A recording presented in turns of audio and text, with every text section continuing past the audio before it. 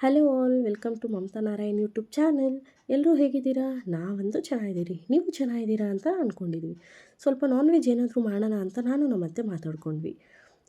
ನಮ್ಮ ಮನೇಲಿ ಎಲ್ರಿಗೂ ಮೊಟ್ಟೆ ಕೋಳಿ ಬಸ್ಸಾರು ಅಂದರೆ ತುಂಬಾ ಇಷ್ಟ. ಹಾಗಾಗಿ ಅದನ್ನೇ ಮಾಡೋಣ ಅಂತ ನಾನು ನಮ್ಮ ಅತ್ತೆ ಮಾತಾಡ್ಕೊಂಡ್ವಿ. ಒಂದು ಕುಕ್ಕರ್ಗೆ ಸ್ವಲ್ಪ ಆಯಿಲ್, ಚಕ್ಕೆ, ಲವಂಗ, ಪಲಾವ್ ಎಲೆ, ಸ್ವಲ್ಪ ಈರುಳ್ಳಿ ಹಾಕಿ ಫ್ರೈ ಮಾಡಿ, ಅದಕ್ಕೆ 1 kg ಚಿಕನ್ ಹಾಕಿ ಉಪ್ಪು ಧನಿಯಾ ಪುಡಿ ಹಾಕಿ ಮಿಕ್ಸ್ ಮಾಡಿ ಒಂದೆರಡು ವಿಸಿಲ್ ಕೂಗ್ಸೋಣ. ಅದಾದ ನಂತರ ನೆನೆಸಿರೋ ಕಡಲೆನ ಹಾಕಿ ಮತ್ತೆ ಇನ್ನೊಂದೆರಡು ವಿಸಿಲ್ ಕೂಗ್ಸೋಣ. ಚಿಕನ್ ಬೇಯೋಷ್ಟರಲ್ಲಿ ಮಸಾಲ ರೆಡಿ ಮಾಡ್ಕೊಳ್ಳೋಣ. ಇಲ್ಲಿ ತೋರಿಸಿರೋ ಹಾಗೆ ಈರುಳ್ಳಿ, ಕೊಬ್ಬರಿ, ಪುದೀನ, ಕೊತ್ತಂಬರಿ, ಮೆಣಸು, ಚಕ್ಕೆ, ಲವಂಗ, ಗಸಗಸೆ, ಶುಂಠಿ, ಬೆಳ್ಳುಳ್ಳಿ, ಹಸಿರು ಮೆಣಸಿನ್ಕಾಯಿ ಎಲ್ಲ ಹಾಕಿ ಎಣ್ಣೆಯಲ್ಲಿ ಫ್ರೈ ಮಾಡಿಕೊಂಡು ಮಿಕ್ಸಿಗೆ ಹಾಕೋಣ.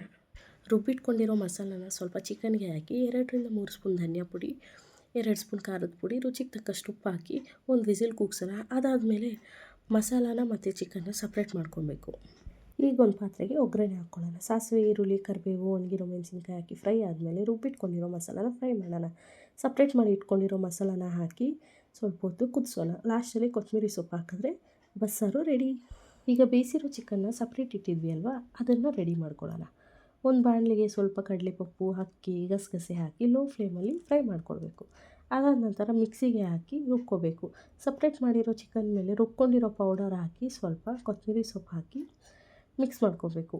ಇದಕ್ಕೆ ಒಗ್ಗರಣೆ ಕೂಡ ಹಾಕ್ತಾರೆ, ಆದರೆ ನಾವು ಹಾಕಿಲ್ಲ. ನಾವು ಈ ಥರ ಮಾಡಿದ್ವಿ. ಒಗ್ಗರಣೆ ಹಾಕಿದ್ರೂ ಕೂಡ ಚೆನ್ನಾಗಿರುತ್ತೆ. ಇಲ್ಲಿಗೆ ನಾನು ನನ್ನ ವ್ಲಾಗ್ನ ಎಂಡ್ ಮಾಡ್ತಾ ಇದ್ದೀನಿ. ನಿಮ್ಮೆಲ್ಲರಿಗೂ ಈ ವಿಡಿಯೋ ಇಷ್ಟ ಆಗಿದ್ರೆ please do like, share, subscribe. See you next vlog. Thank you.